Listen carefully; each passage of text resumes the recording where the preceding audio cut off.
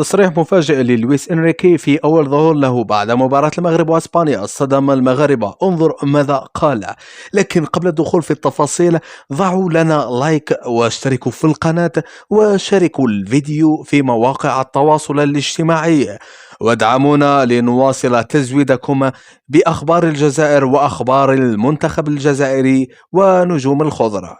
حقق أسود الأطلس المعجزة وحققوا حلم العرب بتأهلهم للدور ربع النهائي من كأس العالم في قطر، ورفعوا علم فلسطين عاليا في السماء، وسادت الفرحة في كل الدول العربية بعد هذا الإنجاز الفريد من نوعه. وفي أول ظهور له بعد الخسارة أمام المغرب، أكد مدرب إسبانيا لويس إنريكي أن مدرب المغرب وليد الركراكي فاجأه بطريقة لعب لم يتوقعها، حيث قلد طريقة لعب مدرب الجزائر جمال بالماضي، وذلك بالتكتل في الدفاع والاعتماد على الضغط بخط الوسط لإرهاق المنافس وشن غارات هجومية عبر الهجمات المرتدة من حين إلى آخر. واختتم إنريكي تصريحه بقوله: لو لم يلعب المغاربة بطريقة الخضر لما وصلوا لضربات الترجيح، ولكنا الآن في الدور الربع النهائي من المونديال.